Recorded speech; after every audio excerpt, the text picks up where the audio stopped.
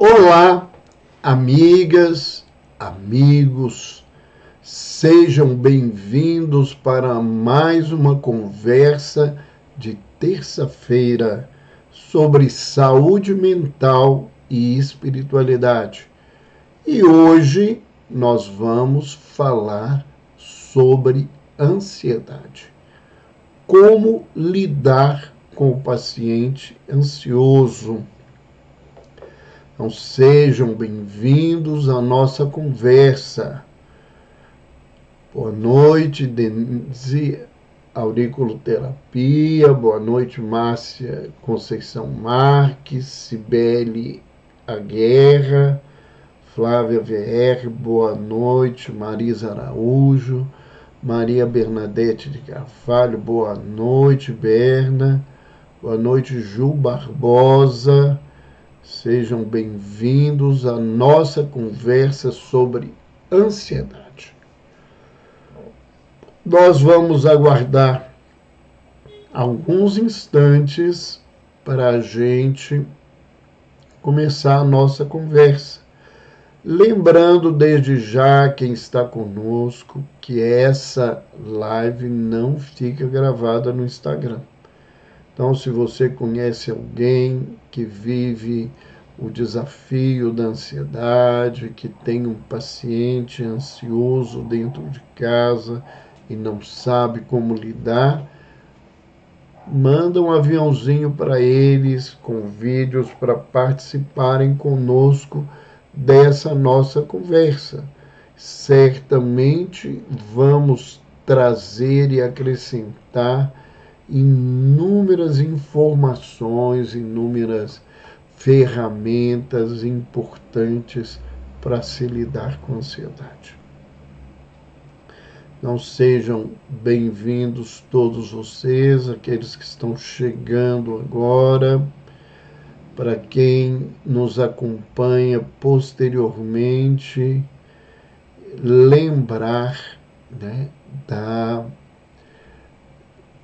questão de que nós, todas as terças-feiras, às 20 horas, falamos sobre algum tema, alguma lembrança importante voltada à saúde mental e espiritualidade. Nós também temos a alegria de poder ter você aqui, João Barbosa. Lembrar dos tempos do EMEPRE, o encontro que a gente tinha de mocidade, já há alguns anos, para que as pessoas não tenham ideia dos anos que são. Boa noite, Zaf Seixas, boa noite, Ana Milk, boa noite, Yuri Moreira, sejam bem-vindos, Larissa Salles, Fisioterapia, sejam bem-vindas à nossa conversa sobre ansiedade. Vamos começar lembrando a quem está conosco que vocês podem, durante a nossa conversa, fazer comentários, colocarem perguntas, e a gente vai respondendo. É aquilo que não respondemos durante o nosso contato aí com o estudo, a gente responde ao final da nossa fala. Mais uma vez, lembramos, que essa live não fica guardada, nem gravada no Instagram. Então, se vocês querem ouvir sobre o assunto, fiquem até o final, convidem pessoas para participarem conosco desse nosso momento. Vamos começar falando um pouquinho de conceitos. Ansiedade e preocupação. Nós vamos tentar diferenciar para as pessoas o que seja preocupação e ansiedade. Ansiedade virou estrela de cinema. Quem não assistiu ainda, deve assistir o Divertidamente 2, onde já na fase, né, da pré-adolescência, entrando para a adolescência, a personagem começa a apresentar uma ansiedade muito maior. Boa noite aí, Érica, Elaine. Lembrando então que vocês podem colocar comentários, podem, durante a nossa conversa aqui, podem inclusive, né, fazerem perguntas para que a gente possa ampliar o nosso trabalho com a colaboração de vocês. Então, a primeira coisa é que quando a gente fala de ansiedade, nós estamos falando de uma preocupação que adoeceu. A preocupação é uma emoção natural. Todos nós vivemos preocupações todos os dias. Todos nós temos no nosso momento, no nosso dia a dia, um instante que vem a ansiedade, que vem a preocupação, que ela se resolve. Quando essa preocupação ela cresce e a gente não consegue resolvê-la e não consegue tirá-la da nossa caminhada, ela se transforma em ansiedade. Então, o que é uma preocupação? Preocupação é demarcada por pensamentos cautelosos e a preocupação é algo saudável. Por quê? Porque ela leva o corpo a se preparar para enfrentar situações de tensão. Então, desde já, lembramos isso. É muito importante que as pessoas tenham preocupação. Mas viver de preocupação, ou se prender o tempo todo de preocupação, é construir a ansiedade. E a ansiedade é um transtorno muito sério, que pode levar o indivíduo à depressão, pode inclusive levar o indivíduo ao suicídio. Enquanto a preocupação geralmente é pontual e ela tem causas específicas, a ansiedade ela é algo que se mantém durante um período, durante às vezes dias, ela pode permanecer por meses na vida da criatura e ela pode acontecer sem que haja uma causa específica para a ansiedade. Então, muitas vezes as pessoas nos dizem, eu estou ansiosa, mas quando a gente vai ver e pergunta, por que você está ansioso? Eu não sei. Eu hoje estou ansioso e não sei explicar por quê. O transtorno de ansiedade, né, é um transtorno mental e nós temos vários transtornos envolvendo a ansiedade dentro, né, do Código Internacional de Doença, dentro do Manual de Diagnóstico e Estatística da Associação Americana de Psiquiatria. Então, o transtorno de ansiedade é a antecipação de alguma ameaça futura e que está associada ao medo e que gera sensações de tensão. Então, as pessoas vão desenvolvendo esses transtornos. E quando a gente fala em transtorno de ansiedade, nós estamos falando de algo que cresce todos os dias. A Érica colocou aqui uma coisa: a preocupação saudável nos protege, contudo, quando exacerbada, compromete a condução da vida diária. É isso mesmo, Érica.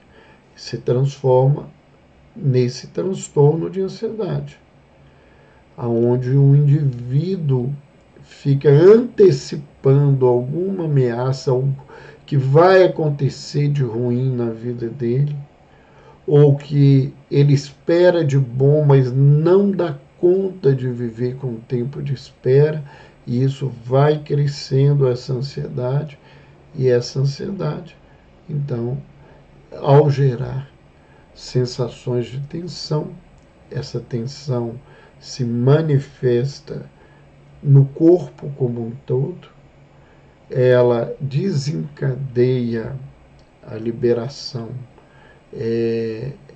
de hormônios e ela modifica o funcionamento orgânico como um todo, porque se eu acho que eu sou ameaçado, eu corro risco e eu preciso me defender.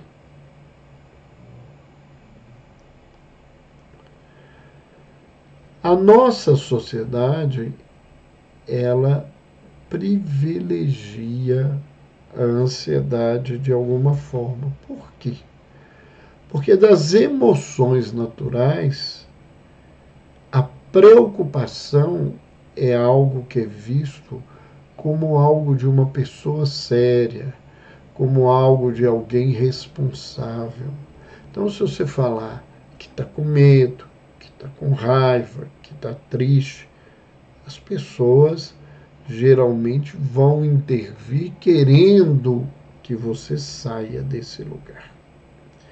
Mas quando alguém que nós nos preocupamos, que a gente sente que ele está de uma outra forma, diz que está preocupado, a gente fala, isso é coisa séria, coisa de gente séria que pensa nesse lugar. E com isso, a gente vai construindo essa postura, estimulando as preocupações das pessoas, e nesse estimular de preocupações, a gente constrói esse transtorno de ansiedade.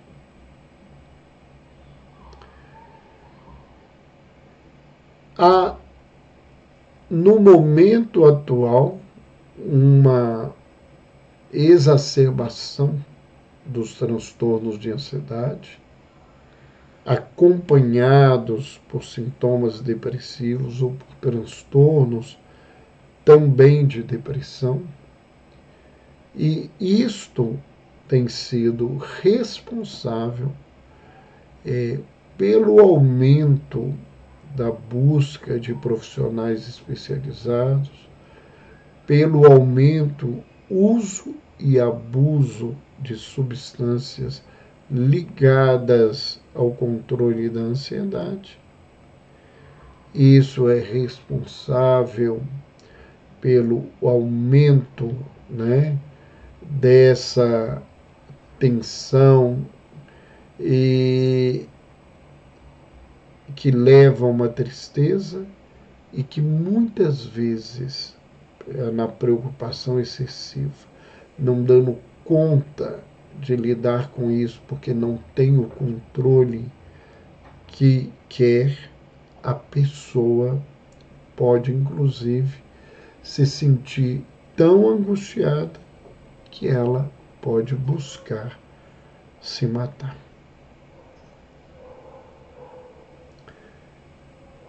Na verdade, a ansiedade é ligada a essa necessidade que nós temos de controlar as coisas. Então, eu preciso controlar tudo para me defender das ameaças. Só que na prática, no dia a dia, eu às vezes nem conheço as ameaças que estão ao meu redor e que de repente chegam à minha vida. E mais do que isso, né, eu não consigo, né, controlar e ter recursos diante de todas as ameaças que eu vivo. E se eu não aprender isso, eu vou ser cada vez mais ansioso. E as exigências da nossa sociedade dizem indiretamente que você está ameaçado pelas pessoas que vão ficar mais ricas, mais poderosas, mais empoderadas de tantas outras coisas, e você vai ser uma pessoa frágil, incapaz, incompetente diante delas, e essa fragilidade também te causa esse sofrimento e essa tristeza.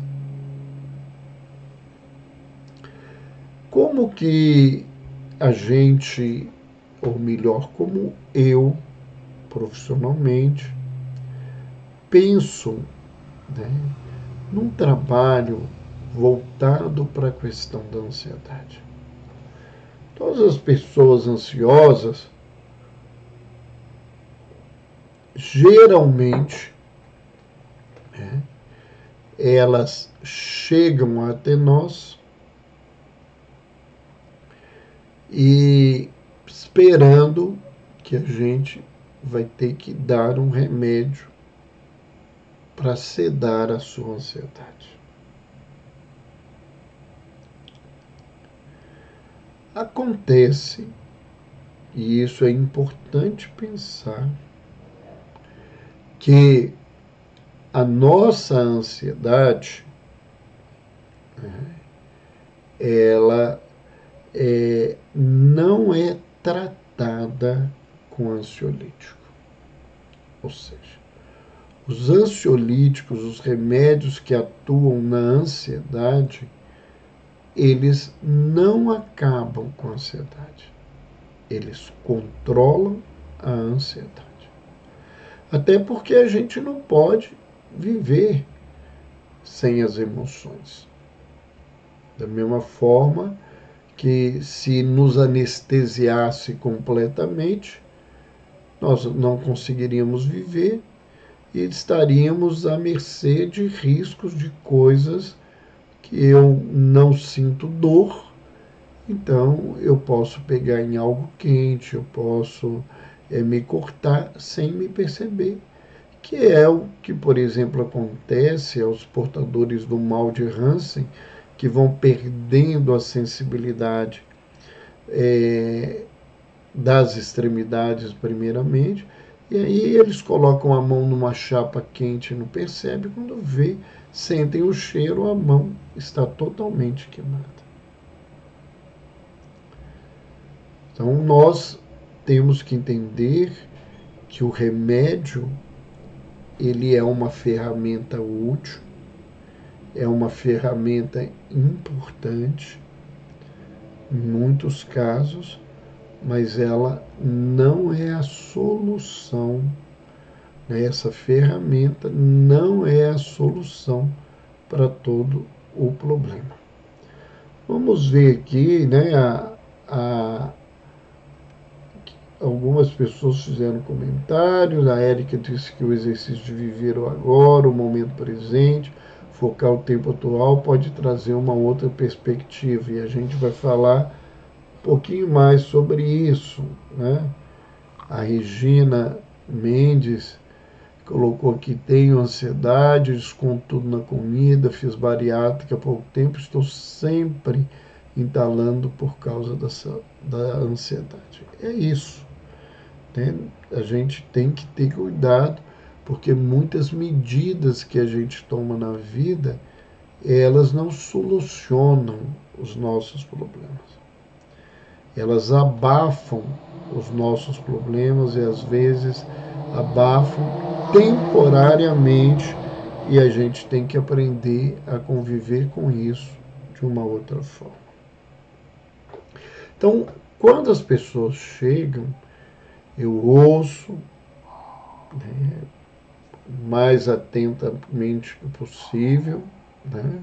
A gente busca entender o que está acontecendo com as pessoas.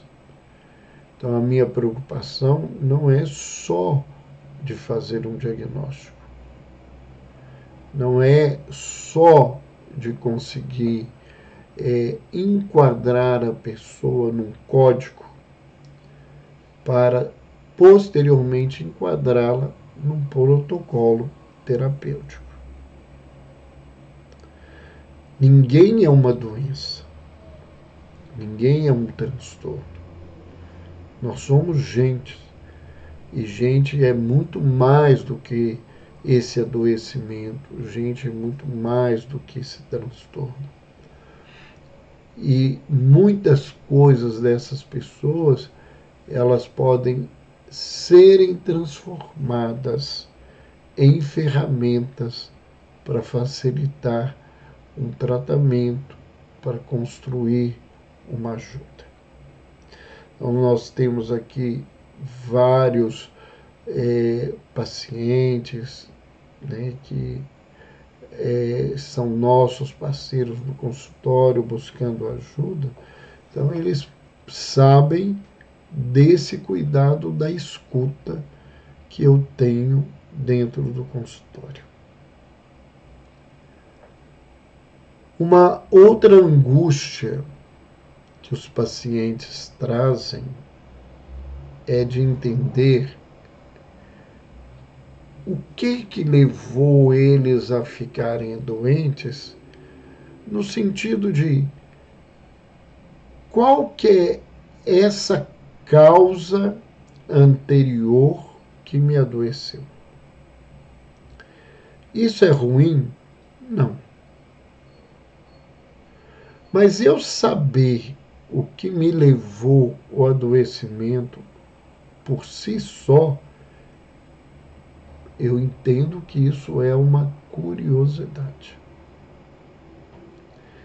E como as pessoas me procuram muitas vezes para um entendimento espiritual da doença, né? E é importante lembrar, eu não faço tratamentos espirituais dentro do meu consultório, né? Eu não uso o conhecimento de uma religião, nem da minha própria crença, no sentido de criar um ritual, um trabalho com as pessoas. Eu sou um profissional, mas as pessoas sabem, quando me buscam, que eu sou espírita, e muitas vezes eles querem esse entendimento. E muitas vezes eles não querem só saber por que eles são doentes, no sentido da causa. Muitas vezes essa cobrança é uma cobrança diante da lei do universo, diante do Criador, o nome que as pessoas queiram dar a Deus, de que por que eles estão doentes? Por que eles e não os outros? Que é uma pergunta que a gente ouve muito e que eu devolvo. Por que os outros e não eu? Muito mais importante do que voltar para o passado, para esse entendimento, é lançar os olhos para o agora com uma perspectiva de futuro. O que é lançar os olhos para o agora com uma perspectiva de futuro? É ver o que eu posso fazer hoje para que na continuidade da minha caminhada eu tenha menos sofrimento, eu tenha mais bem-estar e eu possa experienciar mais momentos felizes do que infelizes na minha vida. Então, eu lembro que mais importante que perguntar por que adoecemos é perguntar para que adoecemos. Isso porque nós entendemos que o adoecimento é uma oportunidade de aprendizado. Se nós ficarmos olhando para a questão negativa, a gente só vai sofrer e vai se apresentar ao mundo como vítimas e muitas vezes vai ficar parado nesse processo de vitimização. Então, existem, dentro da minha visão, razões para que a criatura viva esse transtorno de ansiedade. Que ele seja um portador de transtorno de ansiedade. Quais seriam essas perspectivas de aprendizado? O simples fato de eu compreender o que é o meu transtorno, né, ou seja, adquirir conhecimento sobre tudo isso que eu vivo, isso já é algo positivo, porque eu vou aprender, ou melhor, eu deveria aprender com o meu adoecimento. Eu deveria aprender com o meu adoecimento. Só que quando a gente fala disso, as pessoas acham isso muito estranho algumas vezes e outras não se interessam por isso. Elas não querem aprender. Elas querem ficar livre do transtorno que elas têm. Então eu começo dizendo para as pessoas o seguinte: se eu não aprendo a lidar com o meu problema, a ter ferramentas de alívio nessas situações, o simples fato de eu querer ficar livre do meu problema não vai me libertar e, ao contrário, vai me colocar mais tenso e vai aumentar mais a ansiedade.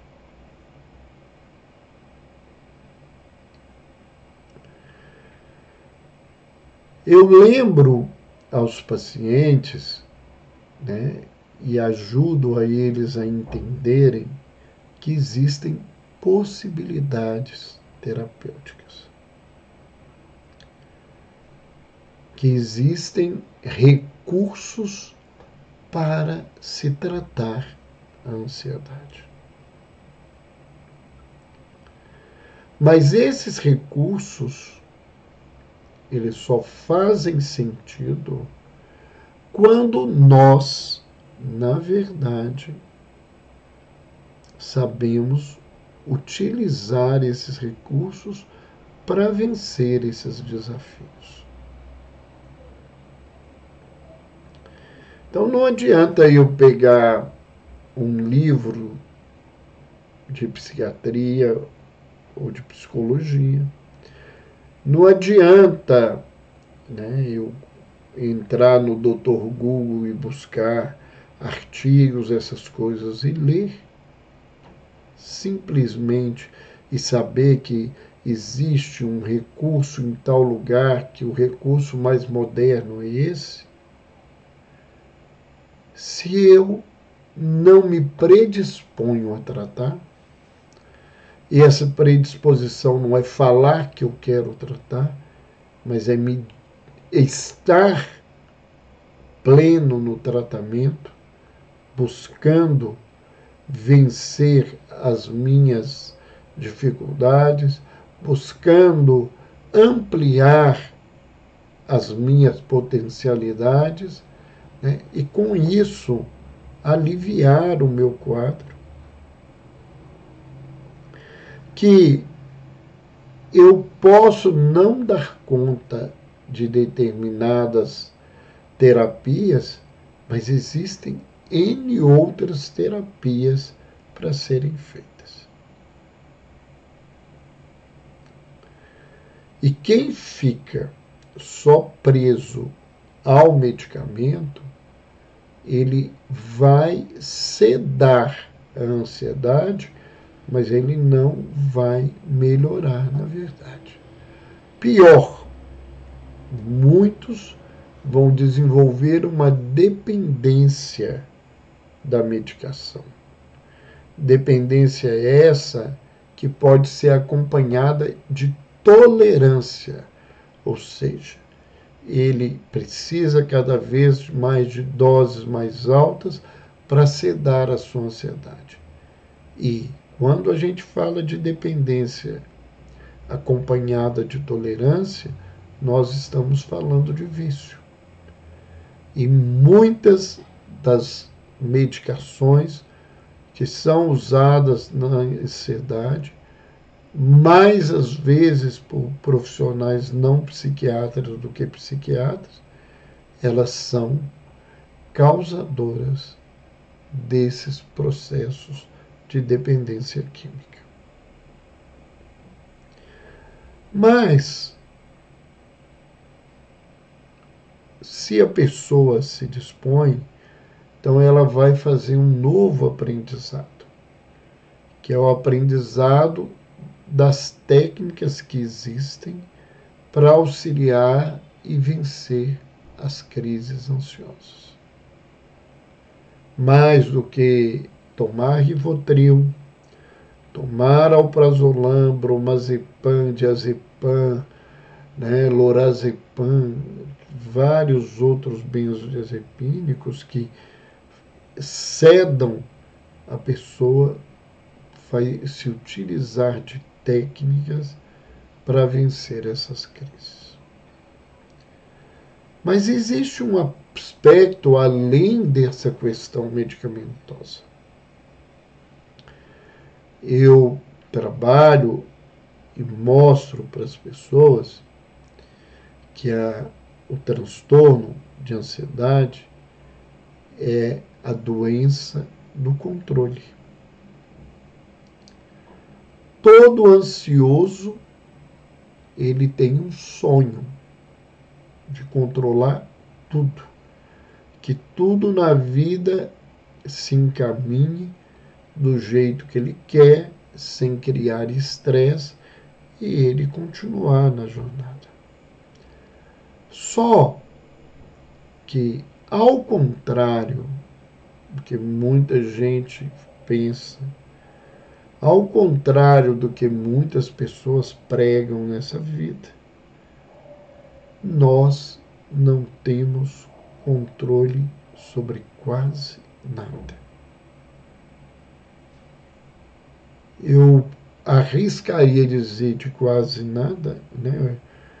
Para não dizer controle de nada, porque às vezes tem coisas que a gente consegue controlar. Mas as emoções, os sentimentos, as relações, as vivências sociais, muitas vezes não estão sob a alçada do nosso controle. Outra coisa importante é que nesse processo do surgimento desse transtorno, o indivíduo também tem a oportunidade de outro aprendizado. E que aprendizado é esse? É o aprendizado de técnicas, aprendizado, voltei aí um assunto, não é isso, eu quero falar de humildade, de paciência, de persistência. da gente reconhecer os nossos limites. Humildade não é deitar e mandar os outros pisar no nosso pescoço. Humildade é saber quem nós somos verdadeiramente. E sendo humanos, nós temos deficiências e limitações, mas nós temos potencialidades e virtudes. Todo mundo tem. E mesmo que minha contribuição seja pequena, a minha. Desculpem, a garganta está muito ruim hoje, né? Eu estou numa crise alérgica e às vezes a coisa fica difícil. Mas vamos tomando água e vamos vencendo esse desafio. Então, as pessoas têm que entenderem, né, que humildade é isso. O maior ensinamento que eu já vi de humildade foi numa entrevista da Madre Teresa de Calcutá, que eu não canso de repetir. Quem conhece as nossas lives, quem nos acompanha, quando eu volto a falar de humildade, eu acho que desse exemplo é muito importante. Ela, quando ganhou o Prêmio Nobel da Paz, muitos jornalistas que tinham críticas enormes à Igreja Católica fizeram uma entrevista debatendo nesse lugar, às vezes de forma agressiva e rude, porque ela era ali uma representante do catolicismo. E uma das repórteres, num determinado momento, fez a ela essa seguinte colocação e pergunta: a senhora sabe que a senhora trabalha numa das regiões mais miseráveis do mundo? A senhora entende que a carência das pessoas para a qual o seu atendimento se volta é enorme? E a senhora sabe que o que a senhora faz é uma gota diante do mar de miséria dessas criaturas? E ela respondeu: eu sei que o que nós fazemos é uma gota, mas eu sei que esse mar de misérias seria maior sem a gota do nosso trabalho.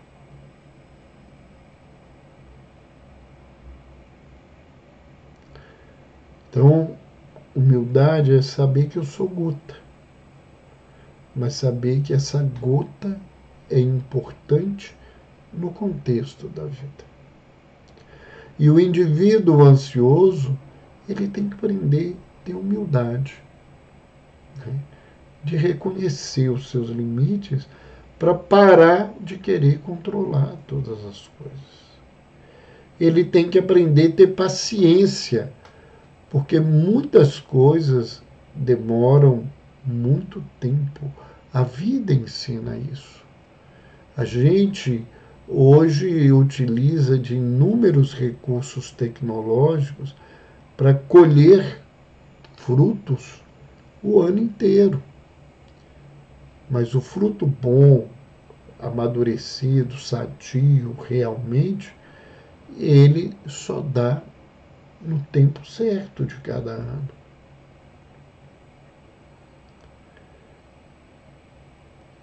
O sol, ele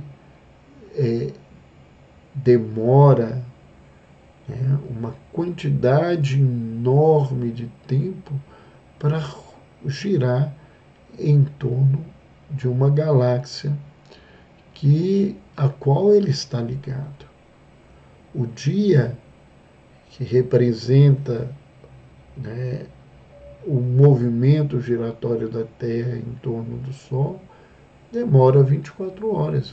Não adianta eu querer correr, porque eu quero à noite, e hoje agora é 10 horas da manhã, eu vou ter que esperar no mínimo 8 horas, por volta de 6 horas com escurecimento, para que a noite chegue. E eu tenho que ter persistência, porque alcançar determinadas coisas é demorado, não é do jeito que muita gente busca e fica. O que a família precisa entender para poder e aprender também para poder lidar com o paciente ansioso? Então, ela precisa entender que essas pessoas, elas necessitam de acolhimento. Elas não necessitam de julgamento, elas não necessitam de crítica, elas não necessitam de posturas desrespeitosas das pessoas. Elas não têm que serem alvo da nossa ignorância misturada com a nossa maldade. Elas precisam ser acolhidas, porque só quem vive, na verdade, um transtorno de ansiedade muito grave, como uma crise de pânico, em que as pessoas chegam a acreditar que vão morrer ou vão enlouquecer e que vão para um hospital, e muitas vezes as modificações clínicas são tão grandes que eles são encaminhados para uma UTI, para um CTI, com a suspeita de um infarto, e que depois de toda uma avaliação vê que a pessoa está bem e não tinha mais nada. E as pessoas que vivem isso é que sabem. Então a gente precisa aprender a acolher essas pessoas. Se você tem alguém na sua vida, especialmente os seus entes queridos, com um transtorno de ansiedade, não deixe de aprender sobre a ansiedade, porque esse aprendizado vai te ajudar a lidar melhor com essa situação. Outra coisa que nós podemos lembrar, né? Estar com alguém ansioso é uma oportunidade de aprimorar-nos individualmente, aprimorar-nos nos relacionamentos desafiadores, é aprender a exercer uma oportunidade para se exercer a paciência e a tolerância. E é uma oportunidade, se eu tenho alguém com um transtorno de ansiedade na minha vida, de eu avaliar a própria realidade no que concerne a questão da ansiedade. Será que eu não sou tão ansioso quanto essa pessoa? Será que eu não sou uma criatura até mais ansiosa que essa pessoa? O que eu tenho feito para entender a minha ansiedade? Como eu tenho me cuidado nesse contexto?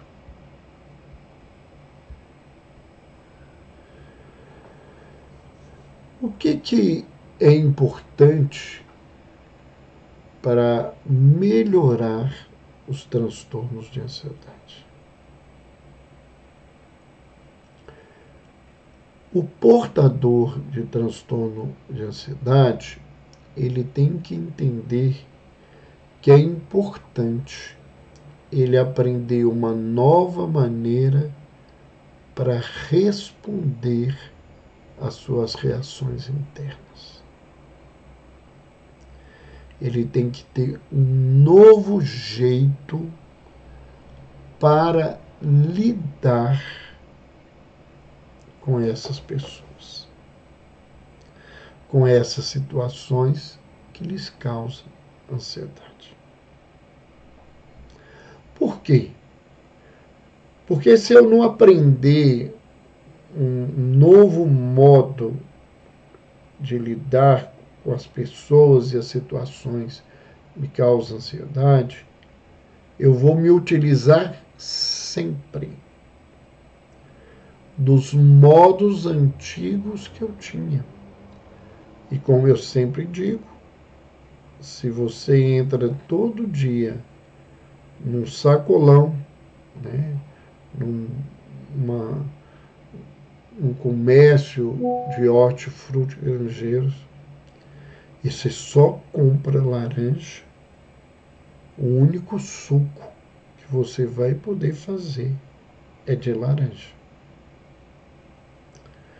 Então, não adianta eu me manter no lugar que eu estou. Não adianta eu me obrigar a ficar nesse lugar. Eu tenho que mudar o tipo de atitude que eu tenho para alcançar em determinado momento uma resposta mais adequada que me tire do processo de ansiedade. O que a gente aprende estudando sobre ansiedade? O que prejudica muito as pessoas? É que as respostas que aumentam o adoecimento, elas se manifestam por dois tipos de mecanismo. A reatividade, ou a impulsividade, é o indivíduo que responde com raiva, com agressividade, com intolerância, com impaciência. Ou elas estão ligadas a atitudes de evitação. O indivíduo foge da possibilidade de estar diante daquilo que é o seu problema. O que a criatura precisa aprender? Ela precisa aprender condutas positivas diante da sua ansiedade, coisas que tragam alívio. E geralmente as coisas que trazem alívio, elas se caracterizam por posturas de abertura e de aceitação. O que no aprendizado da terapia cognitiva comportamental chama-se de abertura? Abertura é a necessidade de desenvolver a capacidade de aprender o novo.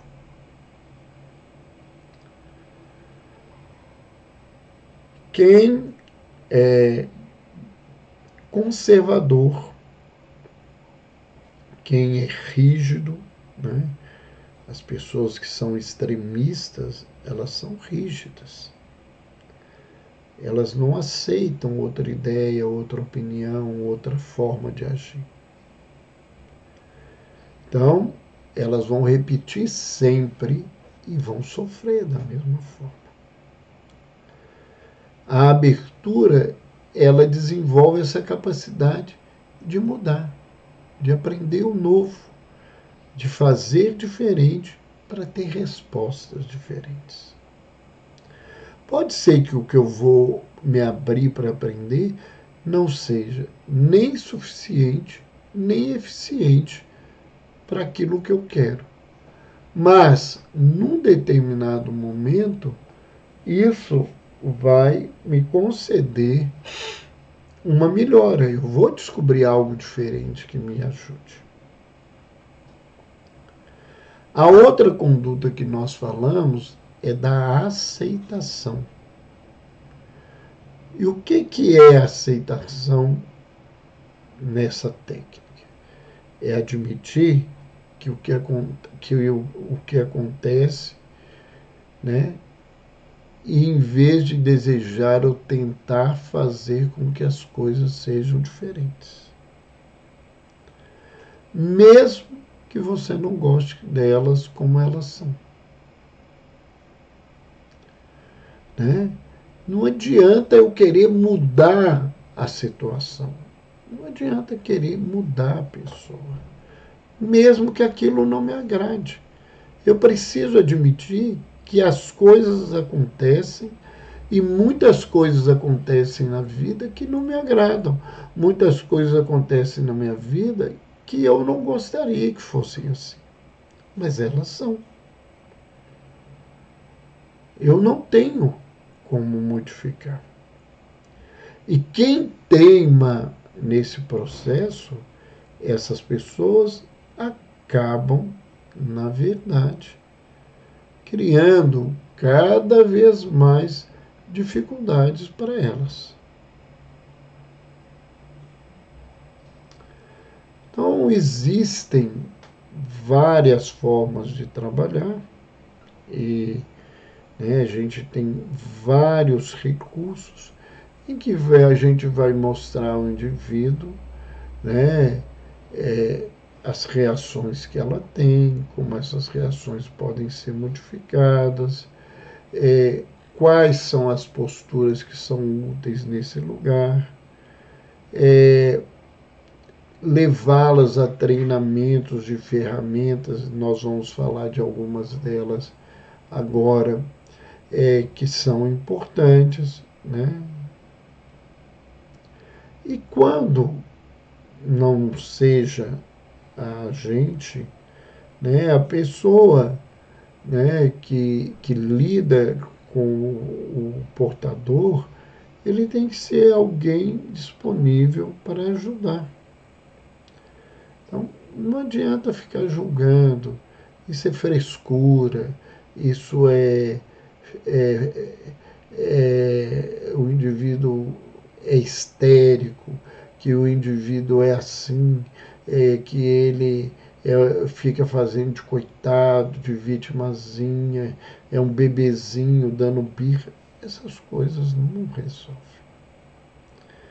Nós não ajudamos ninguém com julgamento.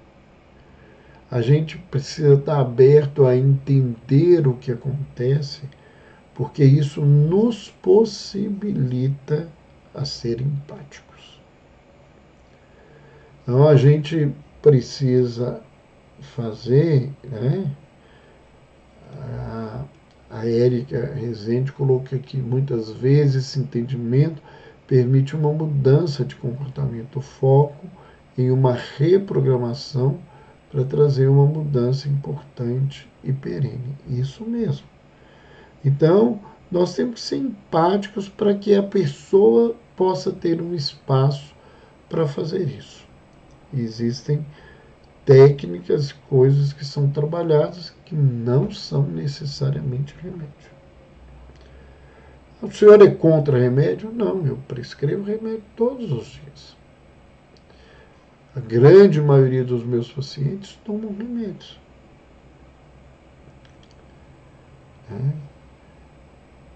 Mas a gente deve usá-lo dentro do necessário e indicado no tempo menor possível.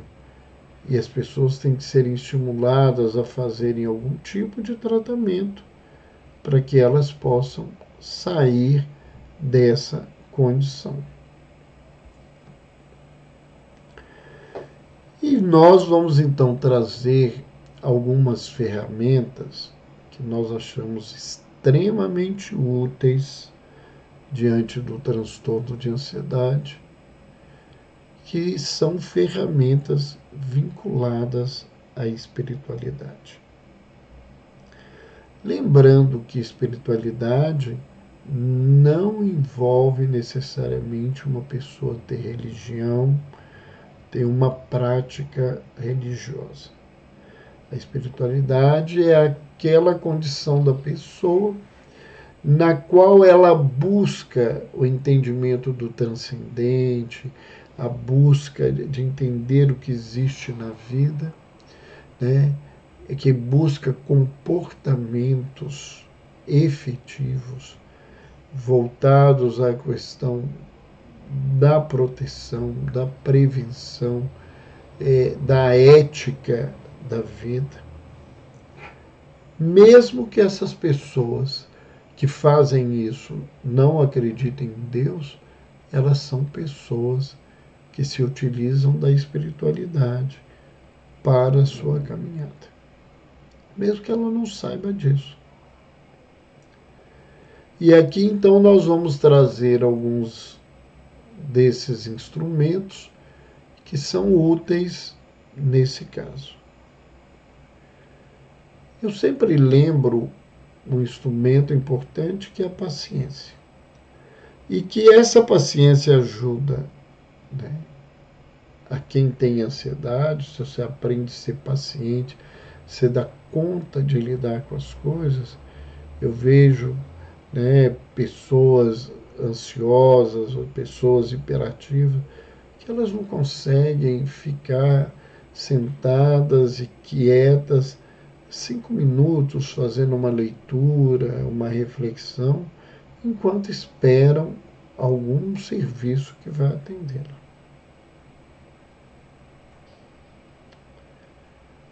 Né? E a impaciência de quem auxilia essas pessoas diante de determinados comportamentos repetitivos não sadios dessas pessoas. Uma outra ferramenta útil, né, além de cultivar a paciência, é o exercício da oração. E a oração é uma das áreas da espiritualidade que mais já receberam estudos e pesquisas. E nós sabemos que o exercício da oração modifica o funcionamento do sistema nervoso. Isso implica numa ativação do sistema neuroendócrino imunológico, ou seja, a parte neuronal estimula os hormônios estimulam determinadas áreas do organismo que promovem a imunidade da criatura. E esse estado de imunidade, ele vai evitar, muitas vezes, a doença, ou ele vai evitar formas graves dessa doença. E a oração é capaz de fazer isso.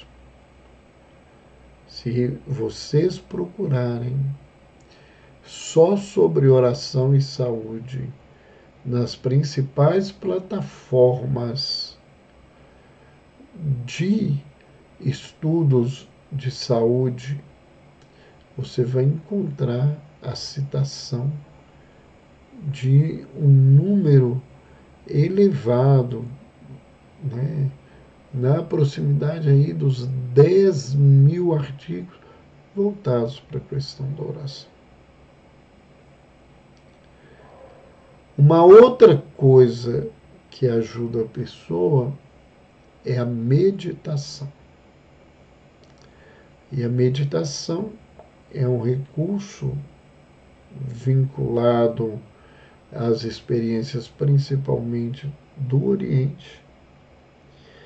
E a meditação é um dos instrumentos usado por um processo terapêutico, hoje muito respeitado, que surgiu na Universidade de Harvard, nas últimas décadas, baseados nas práticas milenares do Oriente, principalmente do budismo, do shintoísmo e do confucionismo.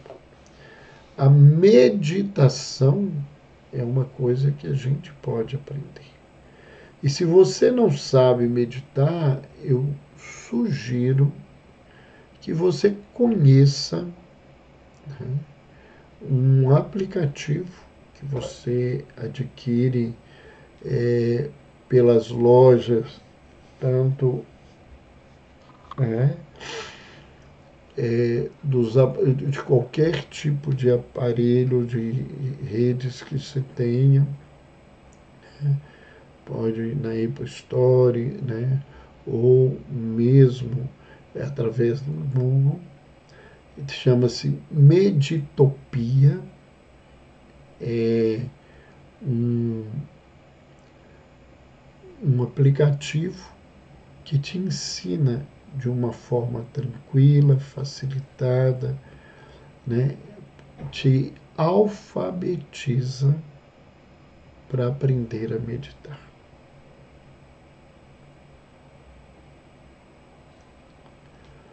Outro recurso que ajuda a reduzir a ansiedade são as atividades assistenciais, que você ajuda as pessoas, principalmente quando isso se torna espontâneo, de coração.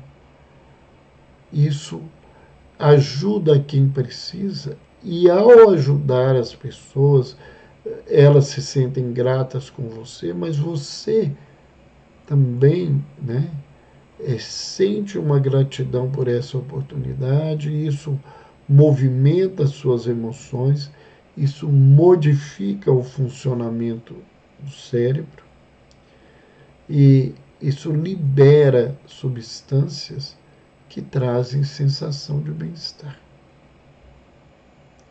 Então, quando se lembra lá a canção atribuída a São Francisco de Assis, que está lá, que é dando que se recebe, isso hoje é uma realidade na neurociência. Outro recurso são os exercícios respiratórios. Então, a pessoa vai aprender a utilizar a sua respiração para reencontrar a sua serenidade, a sua calma e vencer o seu pânico, o seu medo, a sua ansiedade que grave, e o exercício respiratório naquele momento é capaz de te ajudar.